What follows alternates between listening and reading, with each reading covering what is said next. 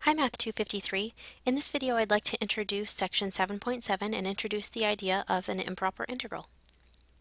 So frequently in engineering and physics, a special kind of integral is used to transform a function, and it's called a transform. Specifically, it's called the Laplace transform, and it's a function here. It's a function of a complex variable. So you may not have experienced these at all before, and that's okay. It's good to just sort of let you know what would be happening in the future if you're considering the fields of engineering or physics. So the input of this function is a complex number as denoted by this information over here, and so the complex number gets plugged in here into the exponential where you're trying to transform some kind of a function, usually a function of time or something like that here, and you perform this transform on it, and you're able to transform it into a better behaved function, usually is the idea.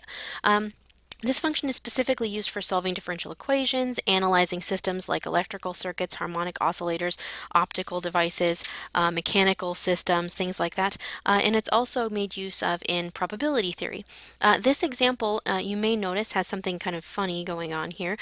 Its limits of integration are 0 and infinity. The upper limit being infinity here may be something you haven't seen before, or maybe you have seen it introduced in 252. This is an example of what's called an improper integral here, just one of the kinds of an improper integral. So the definition officially for an improper integral is an integral in which the interval of integration is infinite, as we just saw with the Laplace transform, or the integrand is unbounded on the interval of integration, meaning our function that we're integrating has perhaps a vertical asymptote, or it blows up on the interval that we're trying to integrate it over. So let's consider an example. Let's consider this integral here, and what I'd like to do, just to try to see if we can interpret what it means for one of our limits of integration to get huge, is I want to know what happens as b goes to infinity. So let's see, let me get my little ballpoint pen here, right? So the question really is, what happens as b goes to infinity? That's really the question. Well, why don't we go ahead and just do this integral, because we can do it, and then we'll see if we can figure out what happens as b goes to infinity. And notice this is sort of invoking the idea of using a limit, maybe? So let's just do this integral here. Well, this would mean using the fundamental theorem of calculus, and so do we know the antiderivative of e to the negative x? Yes, we do. It's negative e to the negative x. If you don't believe me, take the derivative of this thing, you'll get that by chain rule. And of course, we have to evaluate this from 1 to b. Applying the fundamental theorem of calculus, this is what negative e to the negative b minus negative e to the negative 1. Okay, and let's just clean this up in terms of negatives here because it's kind of messy. This is negative e to the negative b plus e to the negative 1. Okay? So that's the result of that definite integral here. Notice it still has a little b there, because the idea now is I'm going to now try to answer this question. So what happens to this integral as b goes to infinity? So really what we can say here is that this is looking at sort of the limit as b goes to infinity of this integral here. Right? And since this integral here is equal to this expression, really what that means is we're looking at the limit as b goes to infinity of this expression, negative e to the negative b plus e to the negative 1. Okay, so really what this integral does as b goes to infinity will be the same thing as what this expression does as b goes to infinity.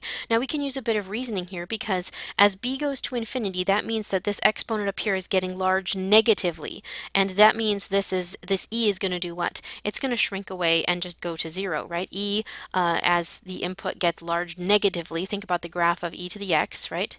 Here, if this is e to the x, right, what happens as the input gets large negatively? It goes that way, right? It goes out this way, shrinks away to the 0, or you can think of this as exponential decay, right? So you can think of this as e to the negative x, and what happens as your input gets large, the function shrinks away to nothing, right? So really what that's saying is that this first part, this is all going to 0. Right? And this expression over here, this part of this, the second term here, doesn't even have any b's in it, which means that this right here is really just going to what? E to the negative 1, which is 1 over e. Okay, so what that means then is that under the limit, this integral approaches 1 over e, right? Well, and if we want to, perhaps we could then just say, well, why don't you just say that this upper limit here is really just going to infinity, right? Yes.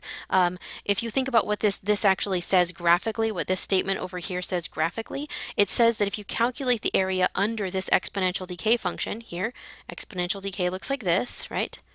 Pretend it's more asymptotic down here. Okay, so this is e to the negative x. Oops, that's a negative. Ooh, somebody said to suggest Control Z. Does that work? Nope, doesn't work. Nice try for the Control Z suggestion on the little quiz we had here. There we go. Control Z does not work. I will remember that for next time. Okay. Okay, if this is e to the negative x, this integral really says you're doing what? You're starting to calculate area going from 1 and on. And the idea is you're going up to b, but then we say what happens as this b keeps going further and further and further out, right? What does the area that you're accumulating approach? Well, the area that it's approaching, the value or the amount of area is 1 over e, right? So really what we can do then is actually just make a compression of notation. These integrals of this form are equivalent to integrals of this form here, where we're just taking the limit of an integral. We're just allowing one of the limits of integration to get large. Okay, so what I'd like you to do for Tuesday's class is look at the box on page 503, right, to consider the improper integrals over infinite intervals, right, and just take a look at that so we're ready to go for our discussion on Tuesday. Thank you.